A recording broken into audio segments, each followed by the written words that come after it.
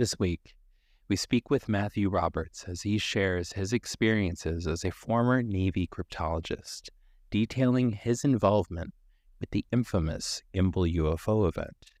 He discusses his decision to leave the Navy in order to speak freely about his experiences, the intense atmosphere aboard the USS Theodore Roosevelt during the Gimbal event, and the ongoing impact of witnessing the footage. Enjoy.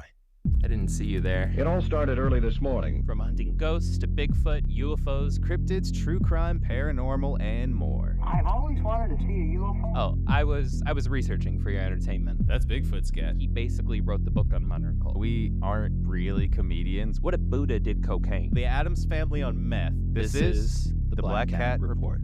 See you on the other side. Matthew, welcome. Thank you so much for coming on to the show, man. Thanks, guys. Thanks for having me. Appreciate it. So, if you don't mind, telling our audience here a little bit about yourself and,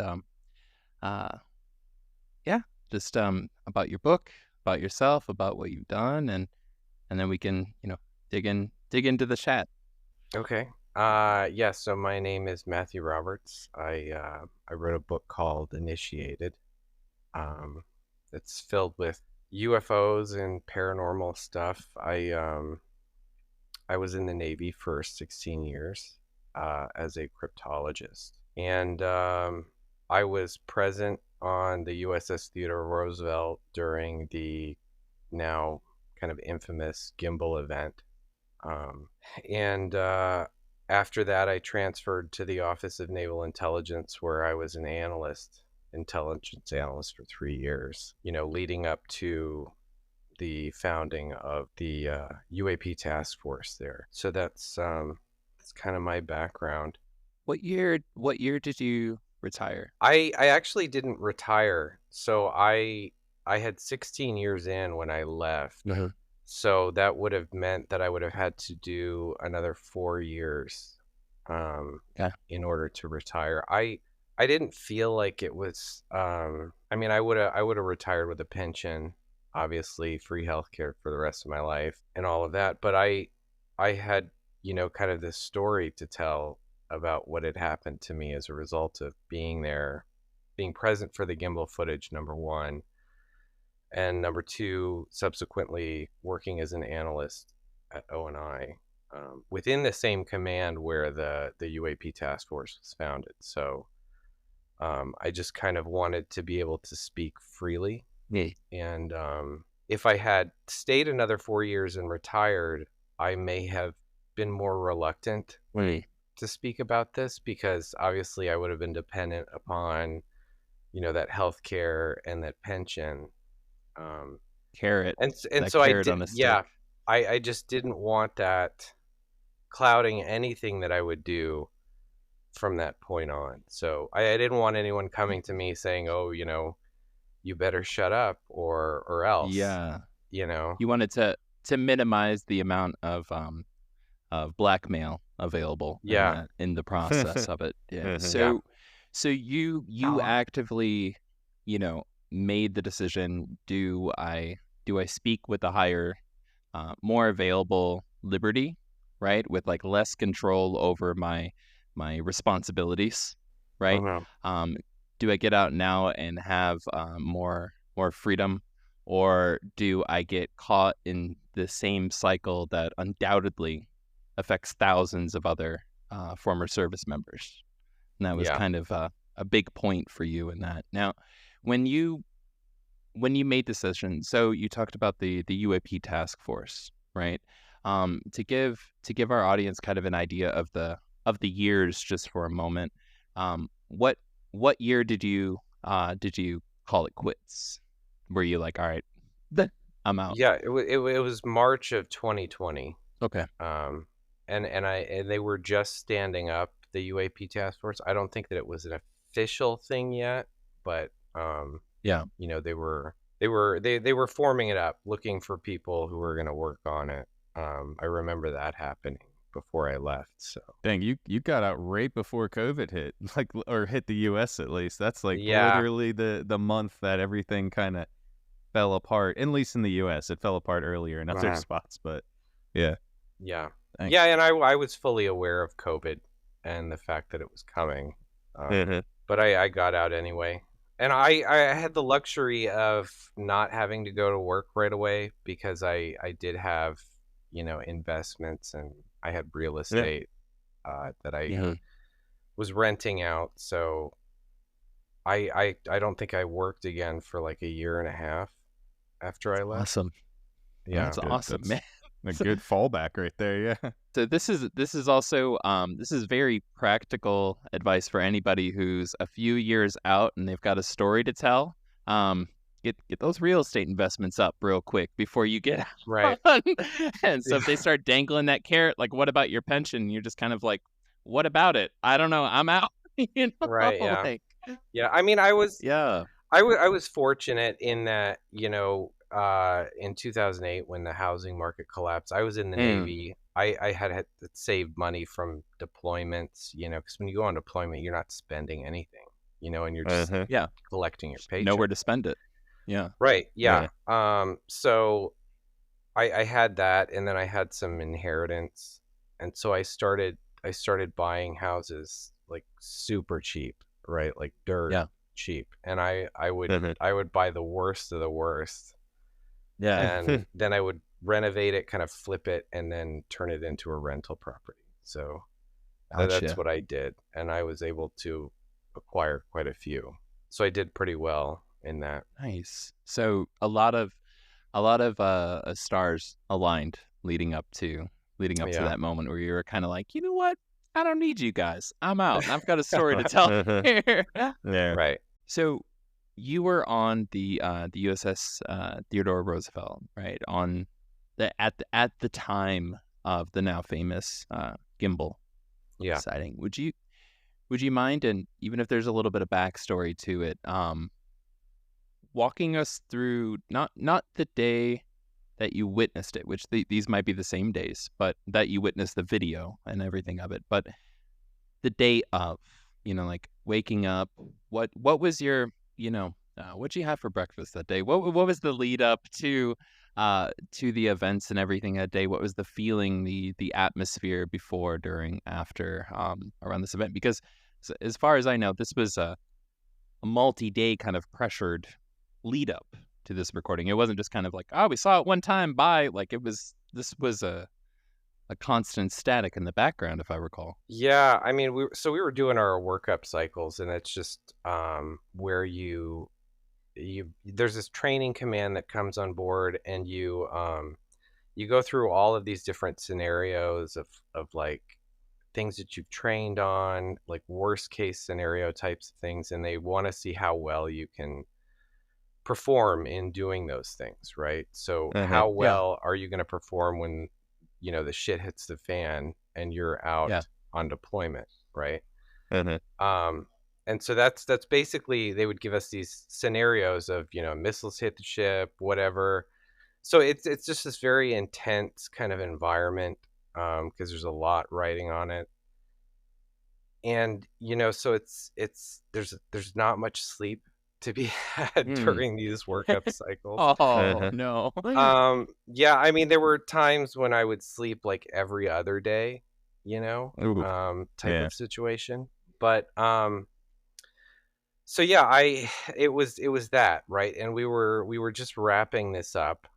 There were some weird things that had happened. I don't know that I really want to get into, but there were some weird things that happened during this workup cycle that didn't necessarily happen on any other workup cycle I've ever been on. But so it was this intense thing, right? And we were winding down, and we were just in my shop. We were sitting back, just waiting for our grade, right? Like the lieutenant commander that was evaluating us throughout this whole month-long thing was going to come in and tell us how well we did, what we needed to work on, and things like that. And so we're sitting back, just kind of waiting for it. And the night before, we had finished our air exercises, right? So like we weren't launching jets anymore. We weren't supposed to be. Yeah. Like that whole thing had shut down and finished that day. And then that night, I'm getting ready to hop in my rack, and I hear, launch the alert. And I was like, I thought the air defense exercises were over. So I kind of, I walked to a phone and I called upstairs and I was like, do I need to come up there? Like I thought the 8X was finished. What's happening?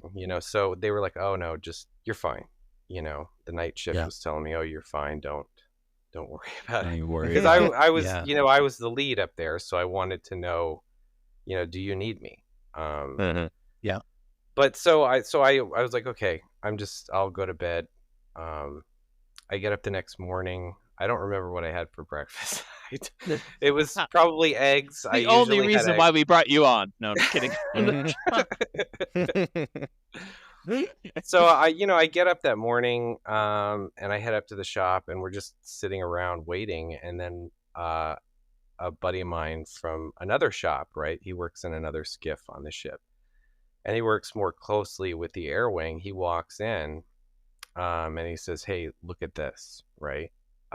So I'm like, okay, and he tells me where to pull it up, and I pull it up, and we're all, the whole shop is like gathered around my computer, and we're watching this footage now, right? Like the gimbal and the go fast.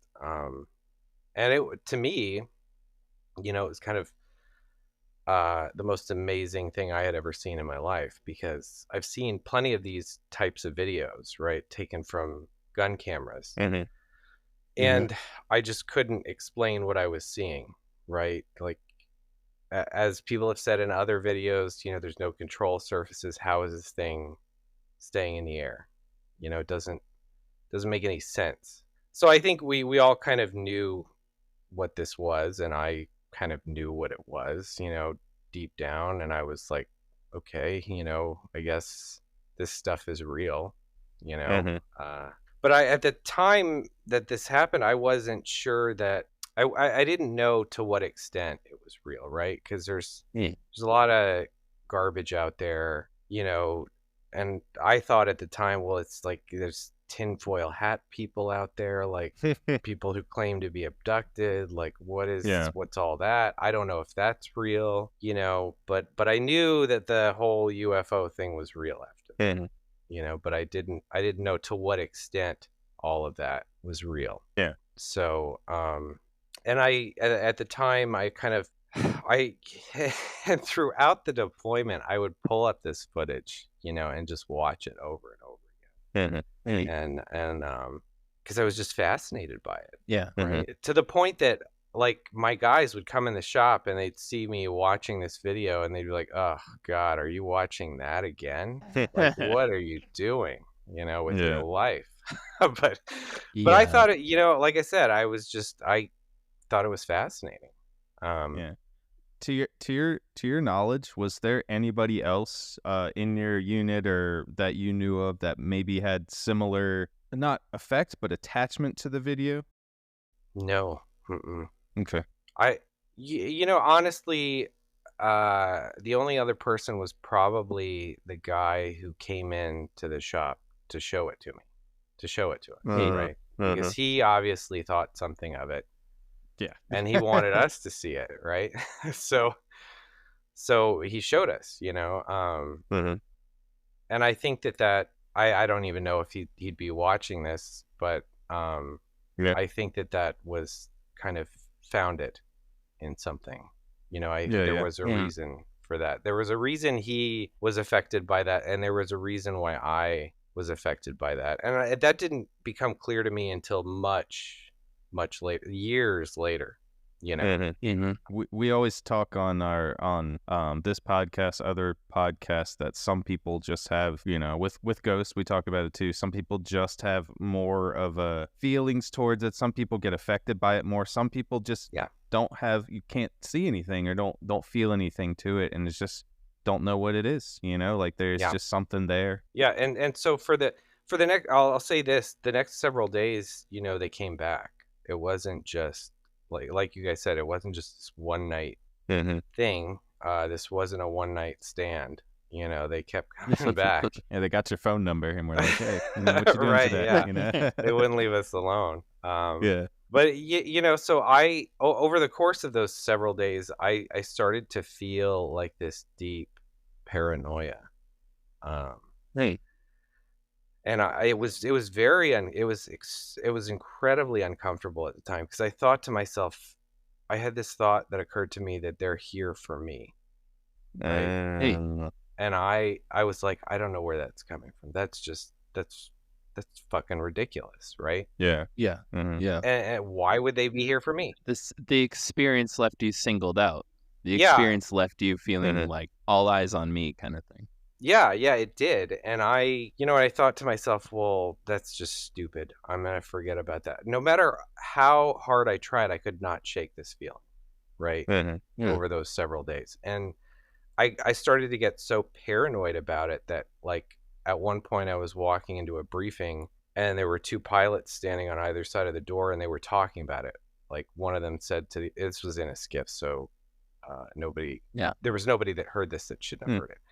But yeah. So they were standing there, and one of them said, "Oh, did you see all the UFO footage?" You know, and the other guy's like, "Oh yeah."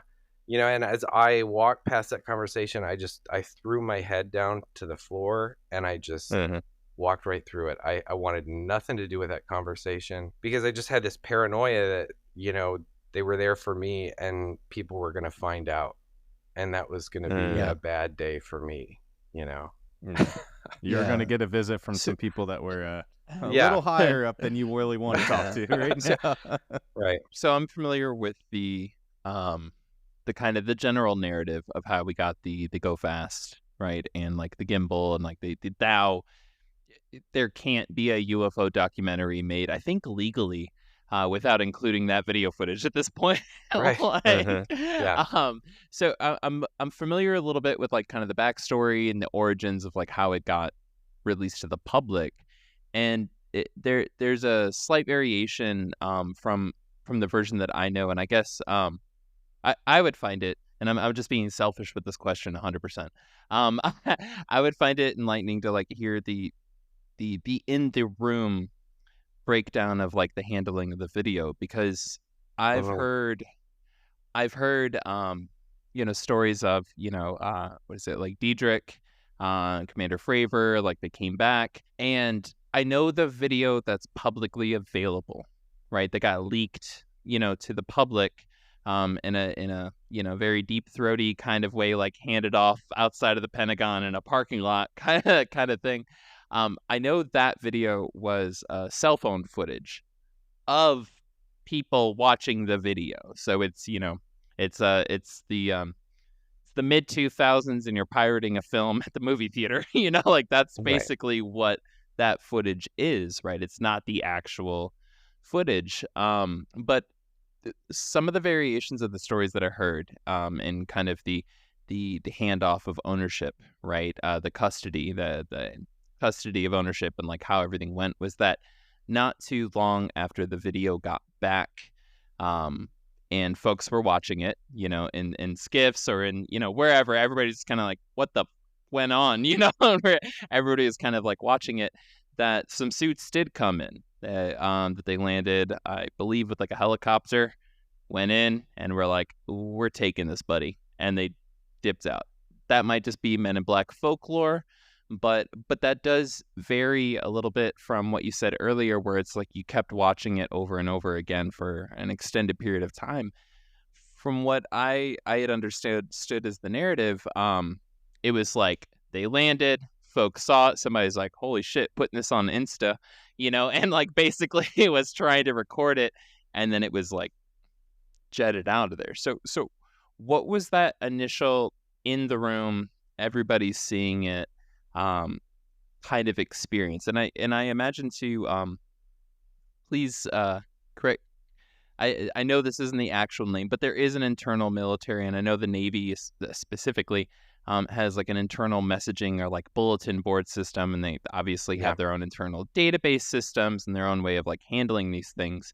So some of this information is available in databases, but yeah, I guess I'm trying to figure out, you know, to me, your story, and this is part of the reason why I reached out to you to begin with, and like really wanted you to come on the show, was that you kind of fill in a lot of these moments that the popular kind of like narrative of like, this happened, totally fucking crazy, some people took it, we got some camera footage from so like you kind of fill in that backstory and give some fabric to it.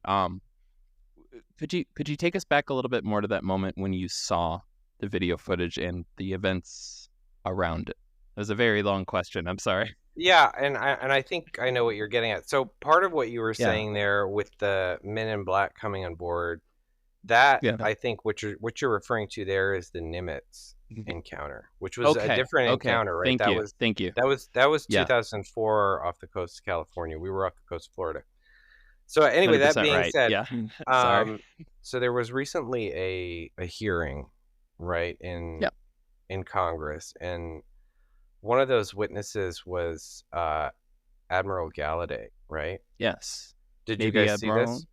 Yeah. So anyway, I guess the backstory to all of that was that the clips that I saw were the clips that he saw, right? So our admiral had taken these clips of videos that they were probably originally longer, right? I would imagine. Yeah, 100%. Yeah. And there were probably more of them. But these were the clips that he had put together, or his staff had put together, and he sent them out to these other admirals and was like, anybody know what this is, right? WTF, y'all. Yeah. Right. And so that's how I came to be watching the footage, right? Because or these clips, because these were clips that were clipped out. He put them on this system. I was able to access it and look at those. Gotcha. And those were the same clips that were attached to the email that went to Admiral Galladay. Thank you for that too. Yeah, and I totally mixed it up with the Nimitz. I'm sorry. There's just so many these days. I'm sorry. Yeah, right. You know, well, I'm like, where's the 4K footage? I'm getting all my black and white footage in the mid 2000s mixed up. We should be having better footage. Because it's there. But so obviously you're into cryptology, right? So like you're kind of at a higher level in terms of like clearance, because well, you know, codes and stuff go through you, and you're working on deciphering codes that are like coming in. Yeah, I'm assuming you're privy to a number of higher level things. Just your job itself requires it. You're the one that's breaking down codes, sending them out, right? And unless I'm wrong on that, I don't know. Maybe you're like listening to Kim Jong-un playing like Fortnite or something like that, you know, and you're just like, I got the codes. I don't know. There might be some cool shit going on there. But so, yeah, I mean, so you're right. Yeah. I mean, I was privy, you know, to a lot more than you know the rest of the ship was, being a specialized group within intelligence, right? So situational awareness for us was a huge thing. So I needed to know where we were, what we were doing, who was where. So I just had to have a big picture of what is happening around the ship, right? So that I can add my 2 cents in to help the ship in terms of that situational awareness, right? Whatever I could add to that picture and be helpful with that was what my job was, basically.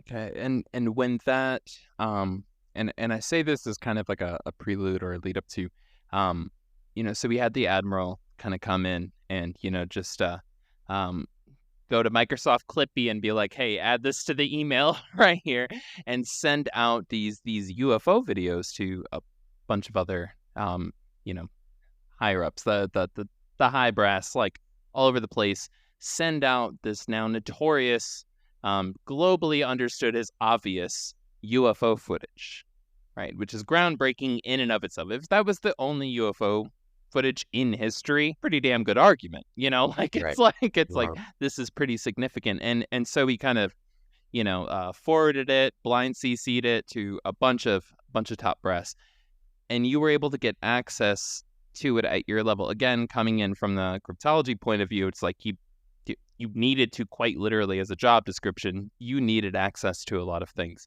How, for folks that were lower in the security clearance, folks around you, folks that maybe had a cot next to you that you like ate with every day, you ate your morning, your eggs with, right?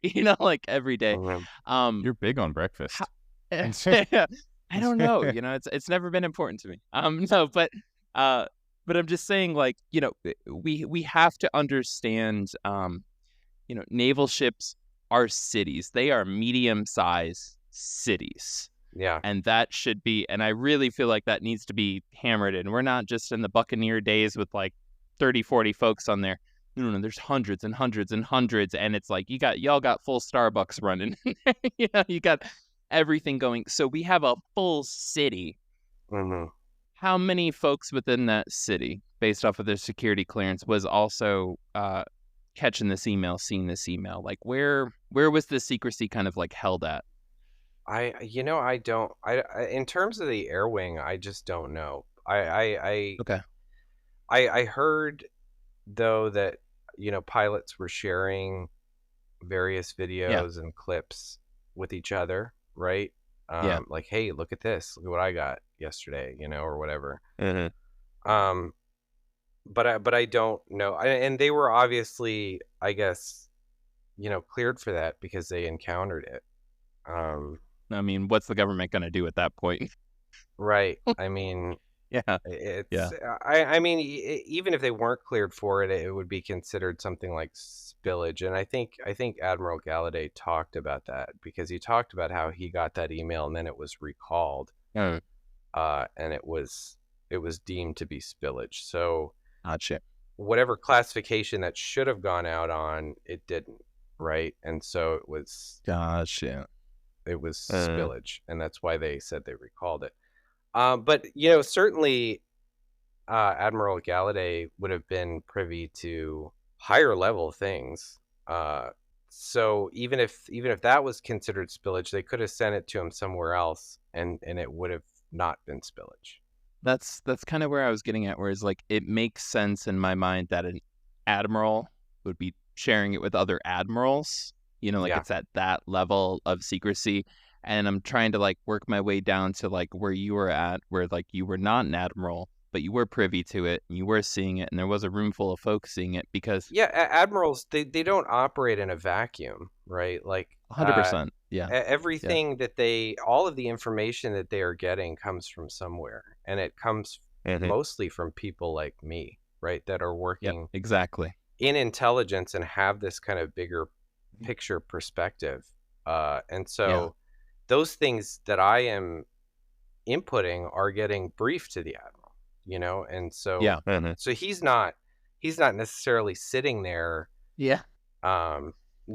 doing the things that I'm doing. He's just interested in what is the big picture, what's happening here, and so some of those things get fed to him, right? And so I would be privy to those kinds of things, and I've certainly participated in briefing materials for flag officer level stuff, and I did that all the time. I mean, that was not unusual, right? But of course, the cook working down in the kitchen, obviously that's not their job, so they wouldn't be privy to those things, and they wouldn't be looking at that. That's exactly why I ask, because if anybody listening to this is like me, you're so tired and you're so exhausted of hearing the same 3, 4, 5 people talk about these cases, and understanding the how shallow or how deep exposure at the moment kind of went within a city full of people, right? On the Theodore Roosevelt, like, that opens up the grounds to be like, should we be looking for more witnesses? Should we be, asking more folks, getting more of the story, and at the end of the day, helping to legitimize one of the most well-documented, legitimate cases, recorded cases, right? UFO cases in history, right? It's like, are we looking at, there's 10 folks that know? are we looking at like 200? Like, how many folks should we be out here, like, like mining for witness gold out here, like looking for other folks? Because in my personal beliefs, it's like there's probably hundreds, if not thousands, that were aware of it. What is the next few years of people retiring and eventually kind of like coming out, and like what is that going to look like? And so I guess that's kind of where I'm coming at. So with these encounters, I would say that you were aware of it if you were either number one working in the air wing, right? You were a pilot, or maybe some of the maintenance people on the aircraft heard about it from the pilot. I don't know. I don't know who was talking to who and what, but certainly it would have been the pilots would have been aware. Flag officers would have been aware.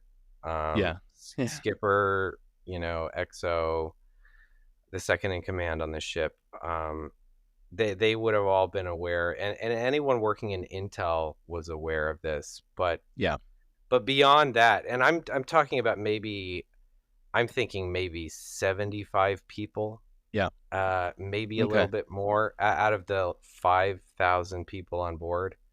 Would have known anything about this, right? So it wasn't the whole ship did not know. They had no idea what was happening, right? That's and in a very convoluted way, that's what I was trying to get to, where I was like, you're looking at on the pyramid from like already know to need to know to why the hell are you in the room? We don't need our chalkboard cleaned right now. Like how far down the pyramid of exposure does it go? Yeah, and that was nothing unusual from my perspective, right? Because I mean this kind of thing happened all the time where I would be involved in some situation that was intense, like life and death type stuff, and then I would go down to the mess decks after the event was over, and I would go grab something to eat, and I can remember several specific instances where I was sitting there, eating, and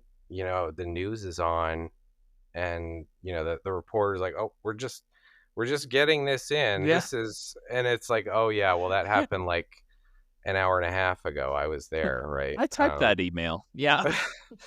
Right. So I mean that was like a typical day for me, that sometimes you would be working something and then you'd start to see it come across the ticker tape or Reuters or wherever. And you talked about we were just talking about trying to get back into a little bit of a personal part for you. When you talked about the lead up to it, you talked about and then a little bit after of like how it made you feel, and just to also reiterate that you're still waking up every day throughout all of this doing your job. You're waking up, and as Gil keeps saying, you're eating your breakfast, you're still doing the same job. Can you get into a little bit of your feelings, like what you were doing, like days, weeks, months, like after you experienced this? And I know you said you kept experiencing, kept watching it. And can you take us down like maybe not a rabbit hole, but maybe how you started going into it, of like how you were getting into these feelings, and like what experiences you were having extra, like days, weeks, months after this first experience?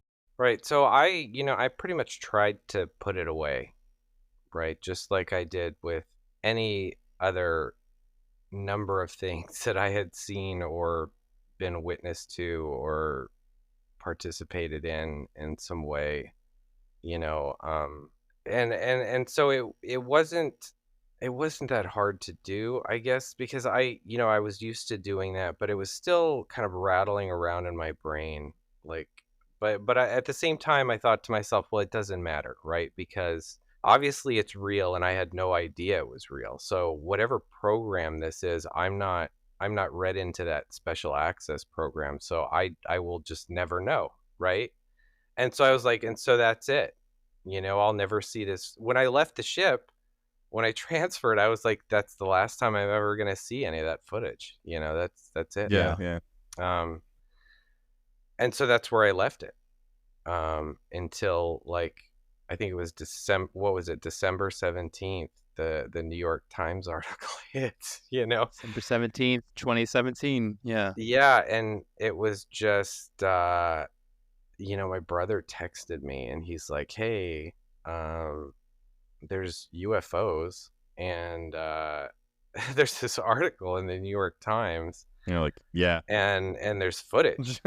And I was like, "Oh shit." I was like, "Okay." And I texted him back and I'm like, "Okay, I'll take a look at it." He sent me the link or whatever. And this was not a conversation I wanted to have with him, right? Because you know, like my whole working career and working life is behind closed doors. I don't talk about it. Mm-hmm. I never talk about it with family.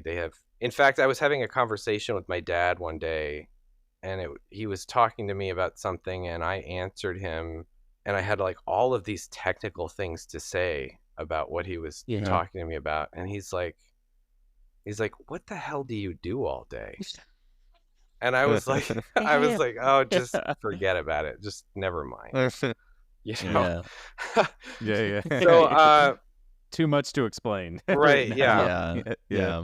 So like I didn't want to have the conversation with him. So, but anyway, I looked at the article and then I looked at the footage and I was like, "Oh my God." Suddenly my stomach was like up in my throat, right? Like I almost wanted to throw up because I couldn't make sense out of why it was that, you know, I had first seen this in a skiff, and there is little that escapes, right? And so it felt like that's why it's a skiff. Right. And so now here I am watching this on my cell phone, and I just wanted to throw up because I was like, this shouldn't be, right? There's no reason this should be, right? And anyway, so like I read the article, I watched the videos, and then he called me and I was like, "Oh shit." You know? Can't answer this. It's like getting like tagged in a, like on Monday you open up Instagram and like you're tagged at a party that you were like, "Oh shit, things went really bad after that." People recognized on there. You're just like, "Oh no." Yeah, and I let it ring a few times because I was like, "What? I know he's gonna ask me about this. What am I gonna tell him?" Right? Oh shit. Yeah. So anyway, he's like, I was like, well, maybe he won't even bring it up. So I answered the phone and he's like, "Hey, did you see the UFO videos?" Of course. And I was like, that was the first thing he said. And I'm like, why I'm not an optimist. Yeah. Right. I said, "Yeah, I saw it. It's pretty interesting." But then he was like, the next question he asked was like, "Have you ever seen anything like that?" Oh, and I was like, like, faced with lying to your brother. Yeah. I like choked a little bit. And then I was like, "Yeah, you know, I have." And part of the logic of me admitting this to him was that I thought, well, this is all out in the public now, right? It's in the public sphere. So obviously something got declassified somewhere. So and you know, maybe I can talk about it. So I said, "Yeah, you know, I was there when they collected this footage." You know, and that kind of blew him away because I think he was hoping for me to say, "Oh yeah, it's bullshit. There's nothing to it." You know? And I didn't say that. And I'm like a very serious person, so he knew that, and he knew the kind of the nature of the fact that I worked in intelligence. I was working at O&I at the time, and so it was like kind of a huge shock to him for me to say that. So something stands out here, like immediately. It's your reaction, right? And it's your brother's. Like there's a direct parallel there. There's a direct line to how you were raised, which in your book, which right here on the shelf, in your book, Initiated, you talk about being raised in a very logical, atheist, scientific household, right? Which I do want to point out for atheists that are getting into this topic right now. Why the hell wouldn't you believe in aliens? I'm just throwing that. I know it's not common, but I'm just saying. But you and your brother had the same reaction. It's the difference between your brother it was kind of like, oh shit, USS Theodore Roosevelt. My brother was there. There's a good chance that he was privy, that he saw this at the time. And he kept sending you articles. He kept kind of, prodding you about it and being like, hey, what's up with this? What's up with this? To the point where you were like, the dreaded phone call came in and you were like, hey, are you asking about the weather? You were kind of worried about that. And you had the reaction of, holy fuck, something in my personal identity, or not, something in my personal perception just broke. Like that's really the feeling that I got, was like you were looking at it and there was no controls on it, and it was not behaving like it was supposed to, and you just kept watching this video on repeat over and over and over again, like that one friend who gets obsessed with a song that drives all their other friends crazy. You were just kind of like, you were stuck to it. It was a breaking moment of enlightenment for you, right? And your brother had that too. What doorways or what cabinets or what windows did that breaking moment kind of do for you before the moments of validation, when it was on the New York Times and it was coming out and it was everywhere? How did that transition afterwards? Well, so yeah, I think I was talking about this a little bit before, but I realized I wasn't read into this sap, right? Whatever it was. Yeah. So I'd never know the truth, right? Yeah. And so, given that, though, I did start to realize, obviously, because I'm a living, breathing, thinking person, that the government's been lying about this, right? Yeah. They've been lying for a long time, obviously. And why? Why are they lying about it? And so I started to ask myself big questions like that. Like, what does that mean? That you have a government that's openly lying to its people, and you're helping that government to fight. Yeah, and so I started asking big questions like that, but along with that came this idea that, what am I doing, right? And that's not to say that I was questioning. It's not to say I was questioning authority, or that I didn't. I believed in keeping secrets, right? Yeah. But I believed in keeping secrets for the right reasons, and so I didn't. There was no conflict there with my job, but what the conflict that did start to arise is it was like more like, what am I doing? What are we doing? Like, because it's all about catching the bad guy, right? And so I just started thinking to myself, like, when does this end? Right? Like, when do we catch the last bad guy? And I started to realize that we won't, and that will never end. And then I started to think about, like, well, so what do we do?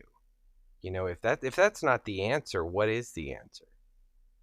And so I started asking myself these types of really deep philosophical questions that I wanted answers to, but that was no different than me in my everyday life. I was always very introspective and thoughtful in that way, which is why I think I was able to do things that so many other people wouldn't, like start buying real estate, not even knowing what I'm doing, but I'm going to do it anyway.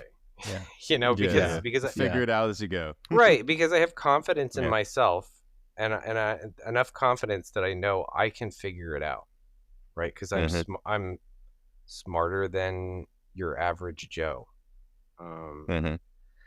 So I was just asking myself these questions leading up to that, and that's what I was doing, right? And that was when things really started to pick up. Right, that's when things started to get really weird. And what did that look like? So the New York Times article hit, and that was like a holy shit kind of moment, because it's like, okay, I guess this is going public now, and good. I thought good, for the better, You're like, I didn't have to do it. Good. Right, yeah. I'm not getting thrown under that bus right now. Yeah, Oh my and goodness. I was happy about that, you know. And so I thought, well, it mentions people in this New York Times article. It mentions, TTSA, and various other people, Tom DeLonge, and I knew he wrote some books. So I was like, the analyst in me was like, okay, take what is known and then just drill down on that and see what you can find out. And so that's what I did. I looked at Tom DeLonge, his books, I read some of those, and I saw that Jacques Vallée had written the foreword to one of his books. So I was like, okay, well, let me look at that too. So I started reading some Vallée. And, that was when everything got really weird. So I thought to myself, okay, well, I had reached, I guess, what I thought was the end of credible sourcing, right? I felt like I had read all of and exhausted all of that. And I wasn't sure how much more I knew as a result of that, but I knew something, right? And so it's like, I don't know how much more I learned from everything that I just researched into than from when I started. Yeah. How much did I learn from the amount of questions I've now gained? Yeah. Right. Yeah. And so I was like, well, I'll take all of that with a grain of salt. And I having exhausted all of that, I was like, well, I guess that's it. That's all for me. I mean, I'll just have to wait for releases of more information from the government, right? Yeah. And in order to know anything. But then I was like, maybe it'll be fun to kind of chase this rabbit down the hole. He, at the end of one of his books, he had talked about, and the sequel hadn't come out yet at this time. It was 2017. So he had talked about some tablets, right, that were found. It was kind of mysterious. So I was like, I wonder if I could figure out what he's talking about here. And this is Tom DeLonge. Yeah. Yeah. Mm-hmm. Yeah. Yeah, and so I started looking up, tablets or whatever, and I came across like the Emerald tablets. And then also I was looking at the 10 Commandments, and I was like, 10 Commandments, that's hocus pocus, Everyone knows those, yeah. Right. Yeah. So I started looking at these Emerald tablets, and they seem to have some kind of credibility to them. Like Isaac Newton studied these things. And he was very much into hermetic philosophy, and the majority of what he wrote about and studied was along those lines. It wasn't like physics like people think. The majority of it was like, hermetic type stuff. So I started looking at, well, how can I learn about this hermetic philosophy? And so I looked that up, and I came across this book called the Kabbalion, right? And I don't know if either one of you have read it. Nope. Nope. I haven't. So it's written anonymously, right? Like over 100 years ago. And I'm looking at the synopsis of this book, and it talks about how, there's no such thing as coincidence. Everything happens for a reason, so on and so forth. The law of cause and effect, blah, blah, blah. And I was like, I don't know that I want to read this. This seems too out there. Right. And so I was like, I'm not going to read that book. That's not for me, and it talks about the 7 laws that govern the known universe. And so I was like, forget it. That book is done. I won't read that. And so I just went to bed that night, like any other night. I was like, okay, well, I'll just wait for the government to release more, because more is certainly on the way. Right. Yeah. So the waiting game. Yeah, the next day I woke up, and I had to go sign some paperwork at another base. So I went there, and then I was driving home, and actually I had looked into the night before. I had looked into like MUFON and stuff like that, and I wasn't a big social media guy. In fact, I had no social media, none whatsoever. Because I worked as a cryptologist, you probably were like fact. No. Like, Yeah. this is a Right. nightmare. Like, yeah. Yeah. Yeah. I mean, talk about like loose lips sink ships. I mean, Yeah. I never had touched social media, and I didn't even know how to Yeah. use it, right? Yeah. So I wasn't finding anything on MUFON or anything like that. Any local chapters. What were you looking for? What were you looking Anything. for when you I were was looking? I was What I was looking for anything. what would have piqued your interest? Because there's a lot. I mean, I Yeah. am like I'm a MUFON member. I'm not an investigator. Right? That's a lot of Right. work, and I'm lazy. But but there's a lot. There's case studies. There's history. There's archives. Was it something when you went to the buffet that is MUFON and these other organizations? What flavor were you looking for? What were you trying to fill up your plate on? You know, I really was just looking for a local chapter that I could Okay. just go and sit in meetings and listen, you know, and Yeah. see what's going on here. So the seeds were sown 100%. By the time you were out, you were like, this is an interest in my life. Yeah, and I wasn't finding a local chapter, so I was like, well, you know, fuck it. I'll just go to bed. Yeah. It's Yeah. getting late. Yeah. Gotta go to work in the That's your morning. next book. Is called Fuck It. Right, yeah. Yeah. Fuck it. Ac- It's getting late. Yeah. I gotta go to Actually, work in the morning. I'm working on Good another title. one, and it's called I have a working title of Master of Animals is what it's going to be. I love it. Oh, interesting. I Yeah. love it. But anyway, so I get up the next day. I drive out to this base. I sign my paperwork, and I'm on my way back to O&I, back to work. And on the drive back, it's like an hour drive, either way, both ways, you know. So it's like a 2 hours worth of driving in a day. Yeah. But anyway, I'm on my way back to DC, and you know, this hatchback just zooms up on the side of me and like cuts me off, right? And on the back windshield it says MUFON Maryland, find us on Facebook. Okay. Yeah. And I was like, oh, right. yeah, I was like, oh, well, you know, that's why I didn't see anything, because I didn't look on Facebook, because I don't have a Facebook account, right? Obviously. Cutting people off is the new best way to advertise, apparently. Yeah. And so, like, I had thought at the time, I was like, well, let me talk to this guy, right? Let's see if he stops somewhere. But he was going faster than I. You for a minute. He was going faster than I was willing to go, and I figured I was in uniform, and he would have just, if I had stopped to talk to him, he would have been like, I don't know about this guy. Yeah. Right? Especially about MUFON, too.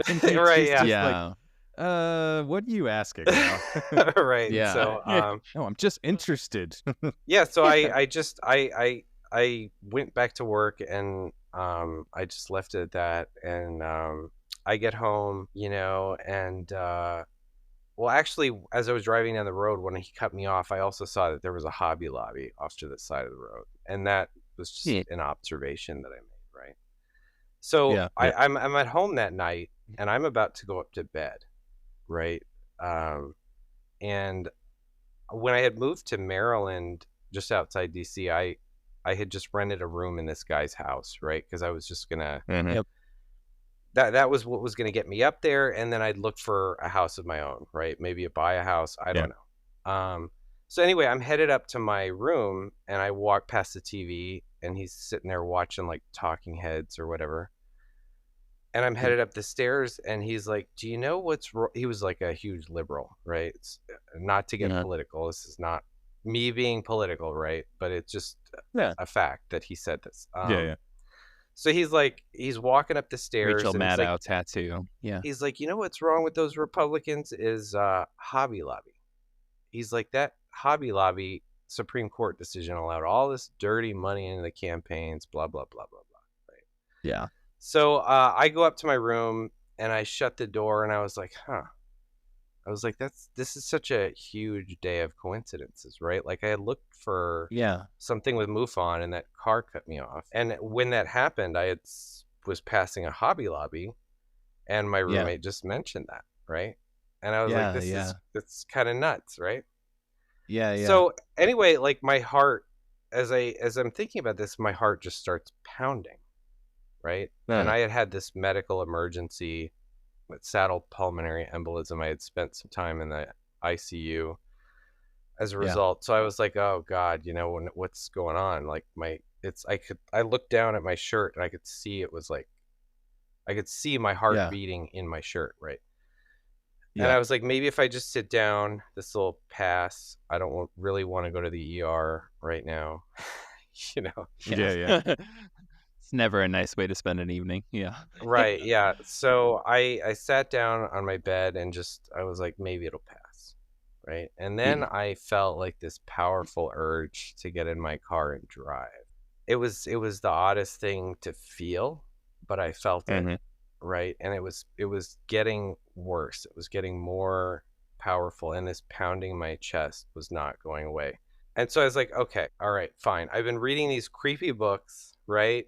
This is just nonsense. I'm gonna go get in my car and we'll see this is nothing, right?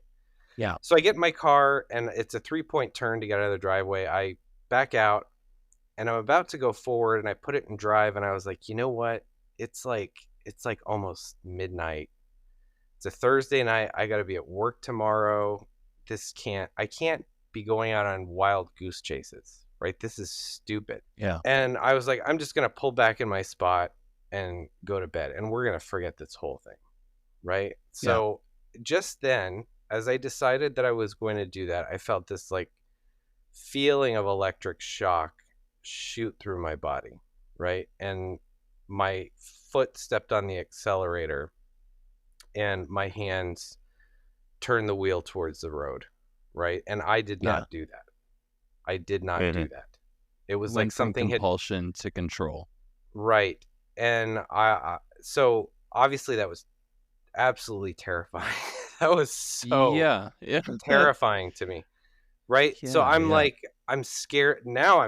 Now this is something different, right? Now I am terrified, right? Because I'd read in these books about people feeling like electric shock or whatever, but then like it shut off, right? As soon it was like a light switch had been turned on and then turned off, right? And my car's drifting towards the road and I slammed on the brakes, and now I'm like full out panic, right?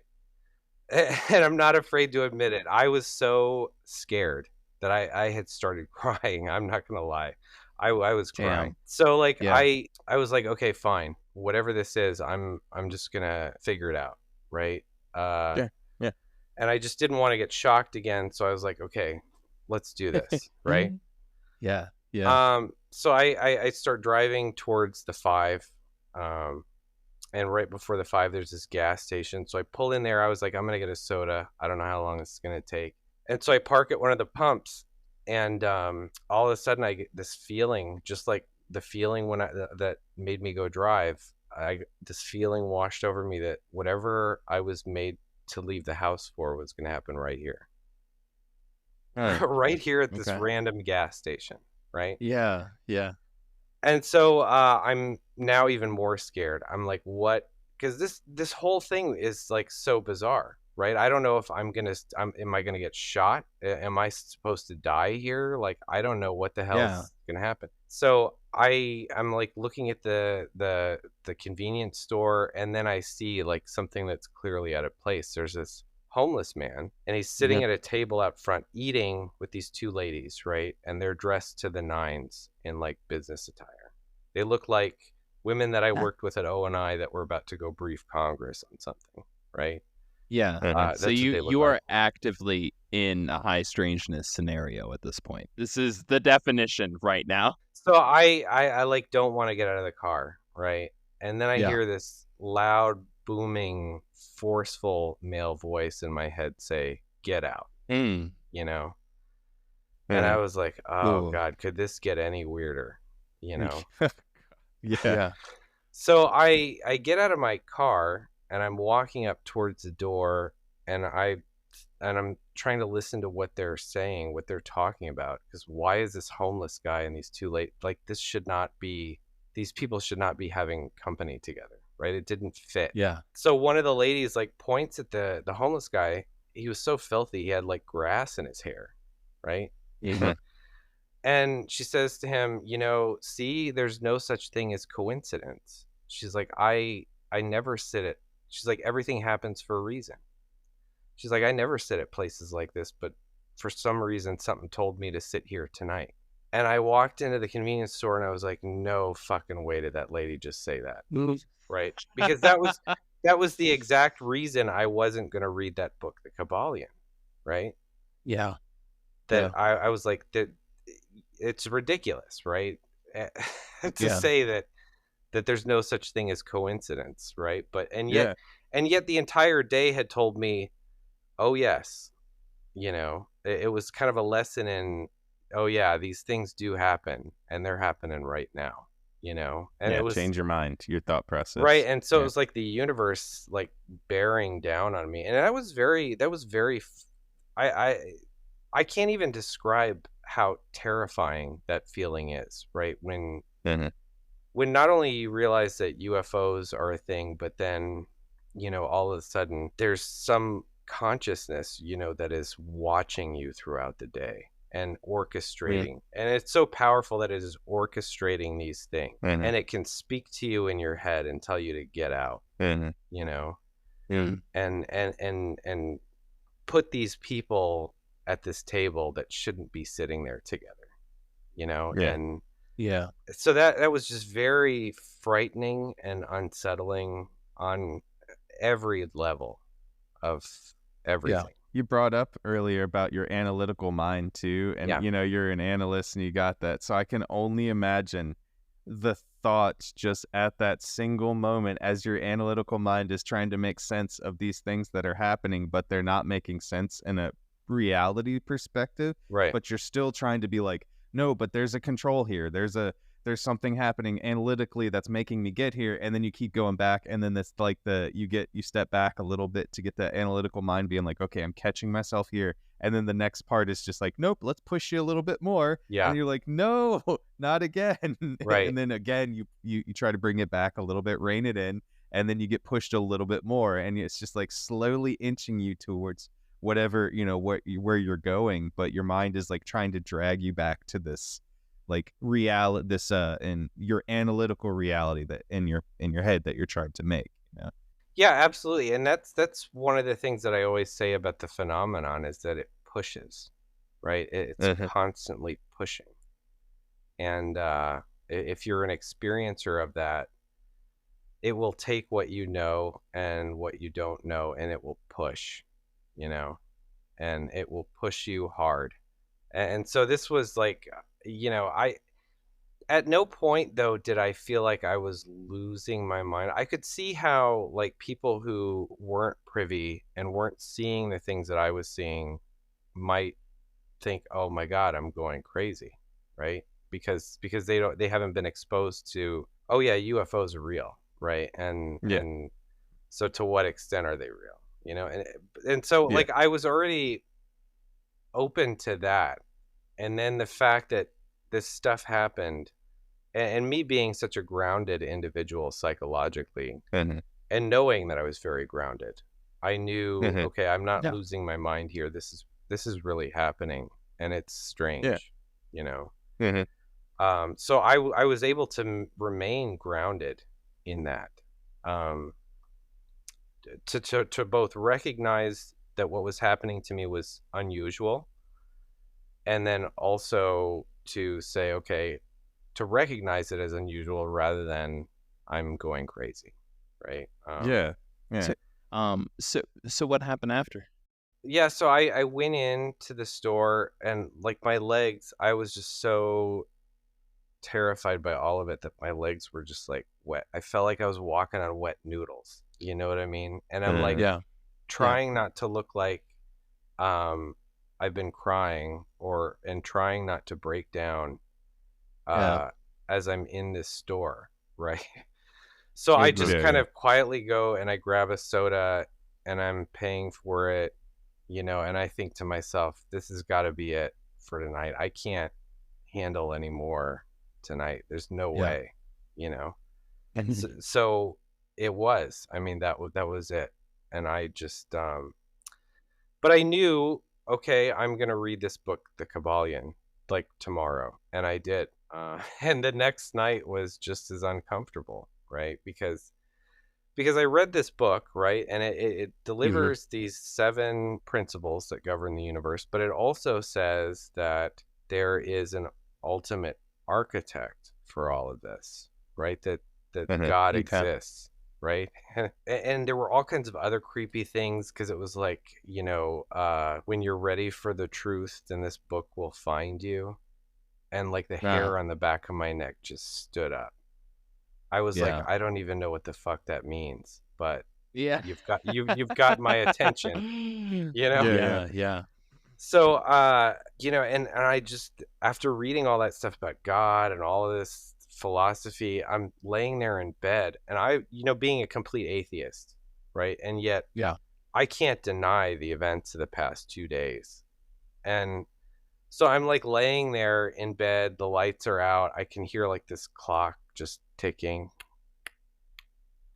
and I am just like wide awake. And I'm laying there, but in my mind, I am like climbing the walls, right? I just, because it's just so absurd and terrifying, and here it's telling me God is real, and I'm an atheist. And I started thinking to myself, like, what does that mean? Am I a good person or am I a bad person? Like, I don't even know. Like, what? It's like, there's all this shit just racing through my head, like, and it's crazy. It's crazy time. And my favorite author actually on this topic, Dr. Robert Moore, he was a Jungian psychoanalyst. He calls it crazy time. That's what he calls. That's what he calls that phase. The most crazy honest time. To the T. The most honest title. You know what this is? Fucking nuts. I'm gonna scientifically label it fucking nuts. All right. Right. Which is Latin for fucking nuts. Right. But I love that. So after seeing the gimbal, after seeing the videos, after high strangeness starting to peak around the corner, like lift up the blind into your room and watch you, and it's like starting to actually creep into your life and affect you in a more traditional way, past the high strangeness, which kind of surrounds the periphery of non-human intelligence, right? Extraterrestrial, alien, ET, whatever. You did have continued contact in various ways that started to impact you through your life. Could you walk us through a little bit of that and that experience?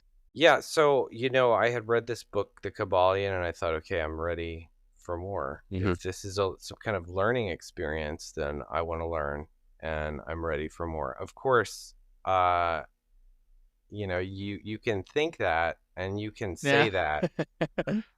But there, and I even talk about it in my book how, like, there was no way. I had no idea what was coming. None. And if I had known, maybe I would have made a different decision. I don't know. But things got much worse. To the point that, like, I think had it been anyone else who wasn't as well psychologically grounded as I was, that I think a lot of people would not have survived this experience, to be honest. It was that intense.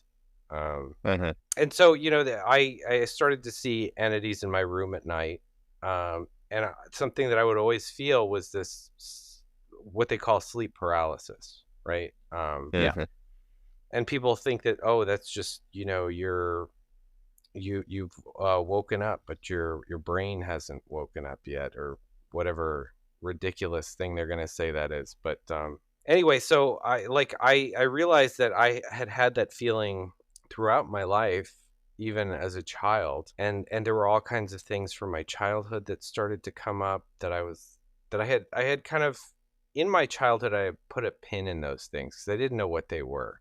Right. And they just stood out. And so I can remember being very young, getting tucked in by my mom at night, like kindergarten, whatever, little kid.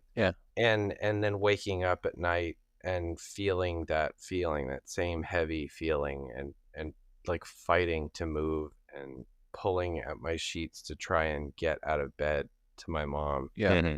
And so there was kind of a realization that this had always been happening to me, and that maybe that's why when I saw that craft, there was something, I knew something about this, right? I did know something about this, although I didn't know what at the time. And so, all of that started to come up. I had this one crazy instance when I was a kid, where, and this doesn't even seem like it's UFO related, but when you start to look at it, it's like, maybe there's something there.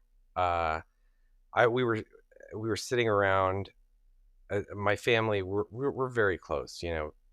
I had great parents. I could not complain about my childhood. We were sitting around playing board games, right, in the dining room one night. It was kind of a cool night, so we had the windows and doors open. I did not live in a bad neighborhood. I mean, I looked up this house recently. It sold for like over $1 million recently, so this was not a bad neighborhood. Yeah. So we're sitting there playing board games, and all of a sudden this guy comes running in through the front door, right? And he is covered in blood, right? All right. And he has gashes. He has gashes all over his arms. His face is like all fucked up, like he's got a black eyes. Mattel is really upping their board games these days. Right. It's the most intense game of Clue I have ever heard. Right. Yeah. So holy shit. So anyway, he's like screaming for help, right? My God, And I don't know how old I was. It was maybe like first grade, something like that. You were 40 years old at that point, seeing that shit. Yeah, I was very, very young. young. So he's like dripping blood all over the living room, right? And it's like running down his face, down his arms. It's all over his shirt. And he keeps like talking. He's yelling about how the demons in the front yard had beaten the shit out of him, right? What the? Yeah. And it's like, what is that? So we thought, the dude's on drugs, so many right? questions. At the time, that was like a logical kind of thing. But this house was on probably over an acre, right? So the front yard is huge, backyard is huge. Yeah. And so like, why was this guy in our front yard when how the hell did he get the here? shit out of him, right? And so looking back on that, it's like, maybe that was something. Maybe he was like up to no good. Maybe he was gonna come in and try to harm us, and that would have ended up in some kind of robbery, someone getting killed. I don't know, but somebody beat the shit out of him in our front yard, right? And so who did that? Like that, right? And we thought at the time, it's some drunk guy. But then again, it's like this was not a bad neighborhood. There weren't like just drunks wandering the street, and yeah. Didn't fit the profile. It didn't fit the the normal. It didn't fit. And then I started to think about I have family, like my great grandmother was committed to an insane asylum back in the 20s. Nobody has any idea what happened to her after that. In all fairness, she probably was like, you know what? I think I should be allowed to vote. And they're like, get her out of here. Right. She was probably incredibly rational and competent, and Lord forbid actually acknowledged it publicly, I'm just saying. That was a very low bar in the 20s to be institutionalized as a woman. It was very low. Yeah. And so like I started to think about that, and that didn't make any sense either. Like my mother, her family was like, they were kind of a household name. Like they were very wealthy. And so it was like, how is an insane asylum like the best they could do with all those resources? You know what I mean? Like it didn't. They could have went the Kennedy route and just it did lobotomized and put in the corner kind of a thing. It didn't make any sense to me, and so I was like, there's that too. And so I'm just being honest. That was the response, yeah, at the time. and For wealthy folks, it was literally, we're going to lobotomize the problematic person in the family, and we're going to shove them in a corner, probably in the attic, literally, and give them an assistant and let them out on Easter for a family photo. Like, that was the rich family response at the time. Yeah. And so I like, then it started to think, well, am I gonna end up like her? Or like, are people gonna think I'm crazy? Because maybe she experienced some shit too, and that's why they committed her, because she's talking about aliens or demons in her bedroom at night, and maybe they're like, uh-oh, she's lost her marbles. Did that make you wanna like kind of pull back a little bit or anything at that point? Or were you just like, I'm seeing all this high strangeness around me and I'm starting to pinpoint little things here and there, Yeah, I mean, it didn't really, and I don't know why it didn't. I guess like, confronting this and kind of allowing yourself to drift into the unknown, for me, wasn't really I wasn't intimidated by that, right? Like, because I understood how level-headed I was, so I thought, well, I can do this and keep my sanity, but knowing that about my great grandmother kind of made me question that a bit, but I was like, I think I'll be all right. Yeah, I guess that's the thing of like you going and maybe just time period, is that like in this time period you can say I can at least control a little bit more of how people are perceiving me, and be able to do a normal job and keep going through my normal parts of my day, instead of at that moment with your grandmother, if she was experiencing some of these high strangeness things, they're just like instantly, oh, you say one tiny thing that might be out of line, you're going to the psych ward, kind of difference in time period as well. Yeah, and my mother too. I remembered one instance. We would spend our summers sometimes on the East Coast, and I remember there was one year she came back home early and left us, and she was here by herself at the house, and like, I woke up in the middle of the night one night, and I heard this talking down in the kitchen, so I went down there, and my dad was on the phone, and my older brother's standing there, and I was like, what's going on? I whispered to my brother, and he's like, oh, he's like, Mom saw somebody in the house while she was laying in bed, and so she called the police, right? Okay. And I guess what she had seen was she opened her eyes. She wore glasses, so she couldn't see really well, but she woke up in the middle of the night, looked at the doorway, saw the shadow figure of an outline of someone standing in the door, and then when she started to yell, they quick ran away down the hallway. And so we thought, oh, well, it was probably just, the people down the street are always having parties. Maybe it was just somebody looking for a party. They had the wrong house.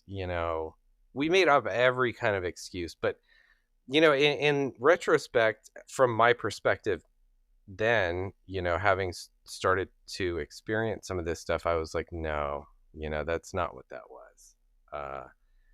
Because, who would be looking for a party, entering a dark house, right? There's no music playing, no one's around, and you're looking for the party, and you're going to proceed to like the back recesses of the house and explore the bedrooms. Like what? That doesn't make sense, I would, but I would, I would, but something would tell that person, maybe I have the wrong house, nobody's here.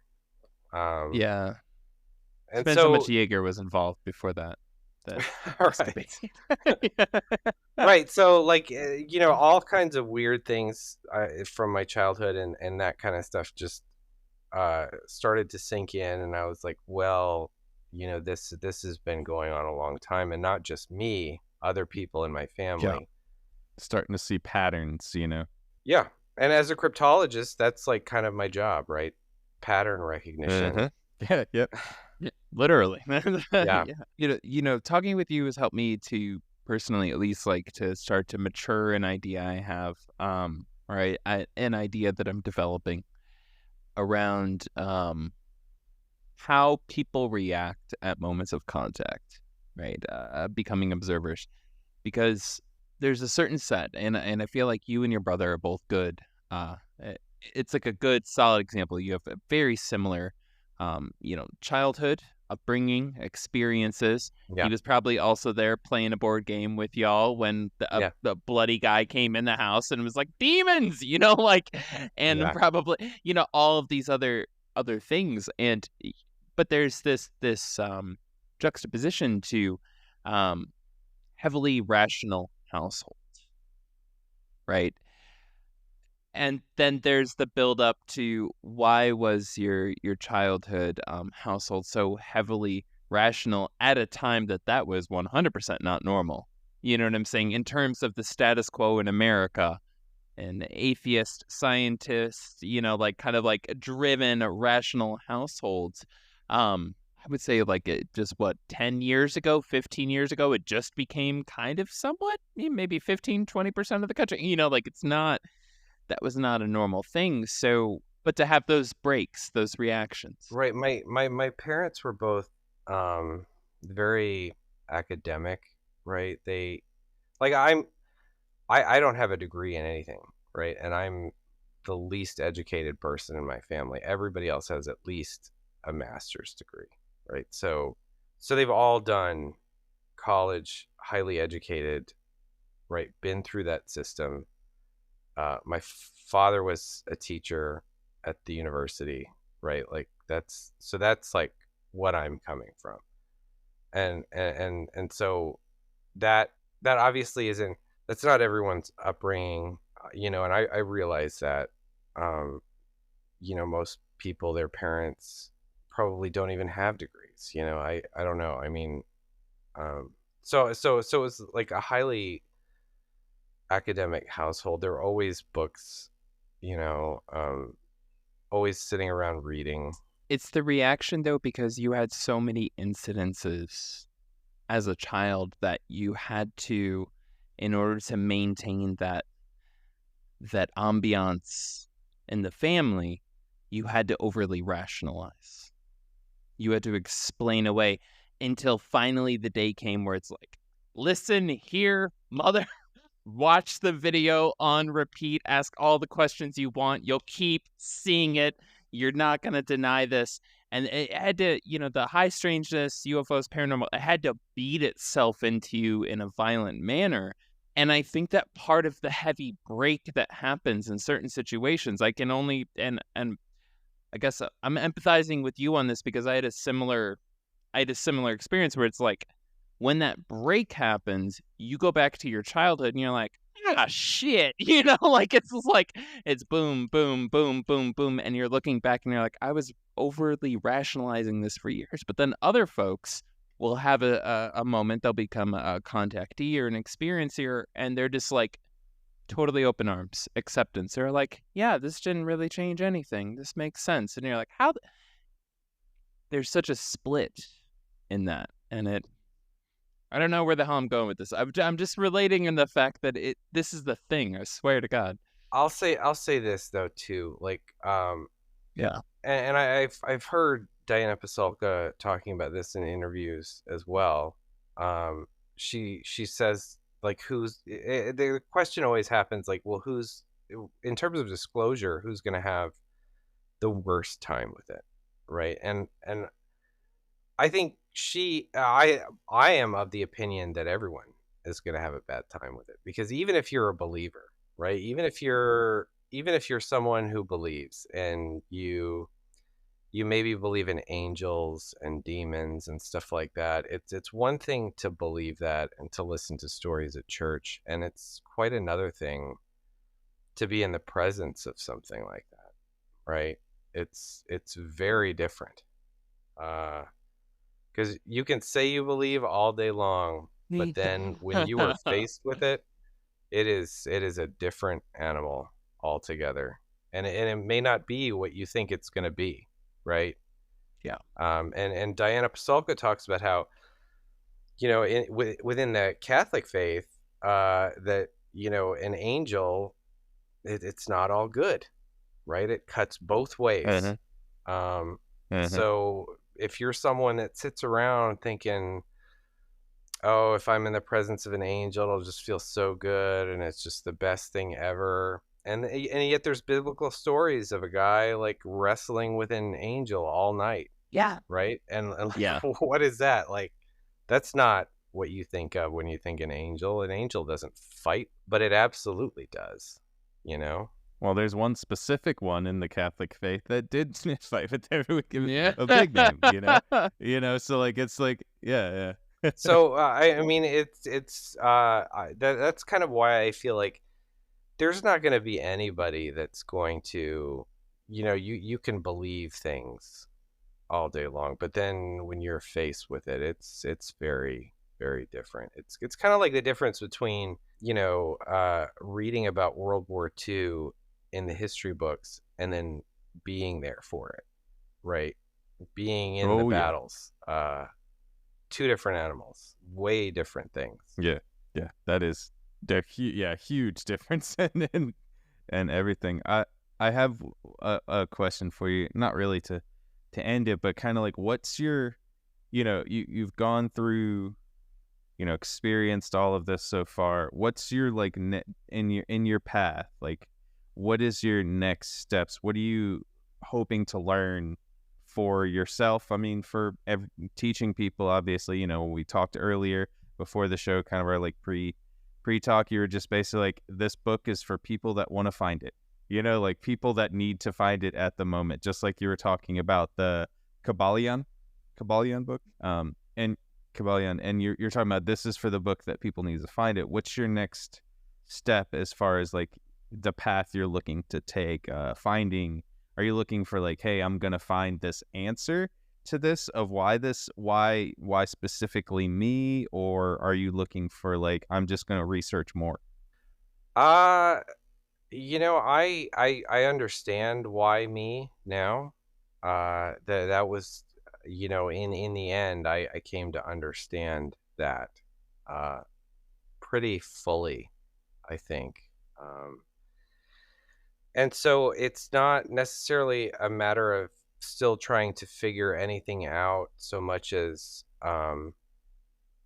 I can see, right, how all of this that happened to me is this experience that I had is what people would ordinarily associate with religious experience, right?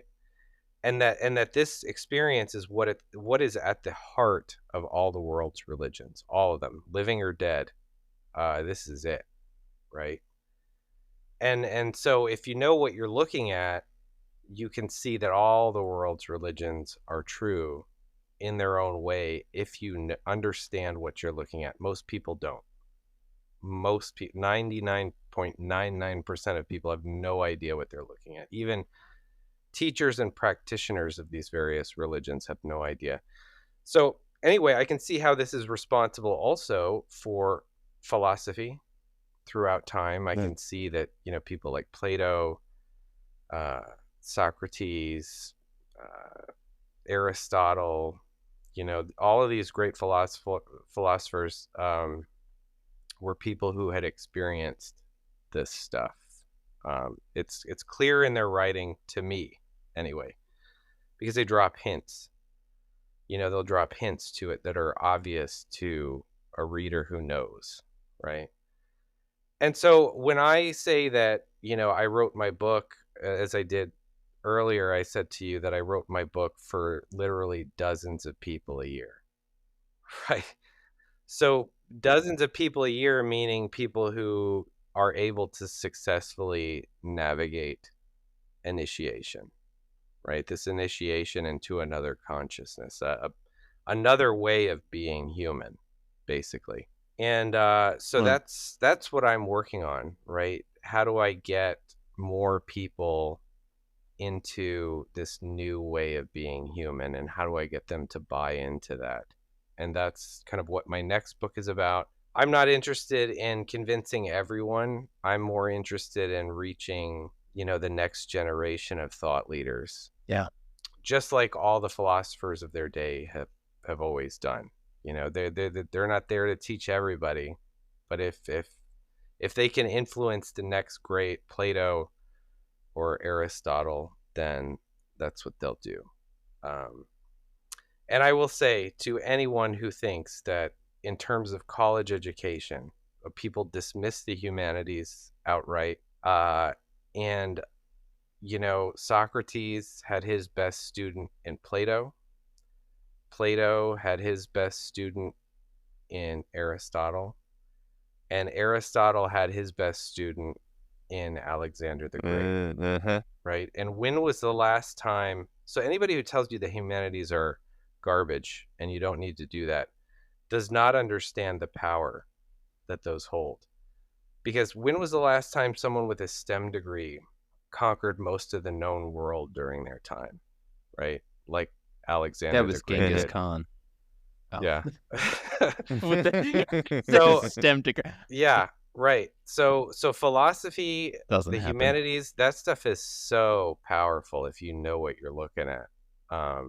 And if you can get people to live this kind of experience like I had, you can conquer the world with that.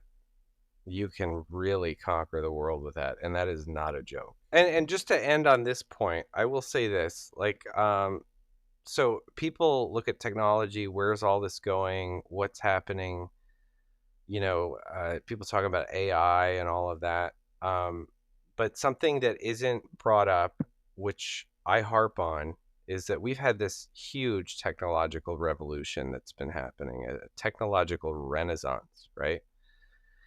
And something that I harp on is that to match that, you need an equally powerful and equally in equal scale a psychological revolution as well. Because without that psychology to be able to temper the technology will end up destroying you. We see that with social media, right? Social media is tearing us apart because psychologically we're not there yet. We're not there to be able to responsibly use platforms like X and Facebook. And so I'll end it there, Matthew Roberts, author of Initiated, UAP, Dreams, Depression, Delusions, Shadow People, Psychosis, Sleep Paralysis, and Pandemic. Available on paperback and Kindle at Amazon.com. The link will be in the show notes. Y'all go look it up. It's a fantastic book. It's an honest book. If you like the way that Robert speaks, the way that he delivers his thoughts, and the way that he kind of views the ecology of the subject of UAPs and the paranormal as a whole, you will absolutely love his book. Right here, be sitting on the shelf right behind me during every episode. Matthew Roberts, thank you so much for coming on the show, man. For real. Thanks, guys. Thanks for having me. It was a great time. Yeah, we appreciate it a lot. Thank you, man.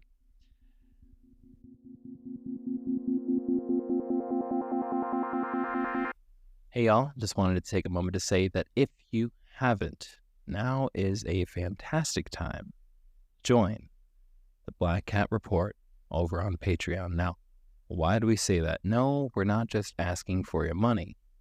Actually, what Joey and I are trying to do is to get everybody in one place so that when we're trying to do things like movie nights or breaking news or live recordings or pick what we're going to do for an episode every month, we have one simple place that we can notify everybody ask everybody and communicate with everybody, because the truth is, trying to format and create content for X and Instagram Reels and Instagram Stories and YouTube Shorts and Facebook posts and Blue Sky posts and Snapchats and TikToks and everywhere else, it eats up a lot of time every single month. And we're not just trying to bitch and moan. Actually, what we're trying to do is to create more content that you like and that you listen to. We want to get word out quicker to the folks who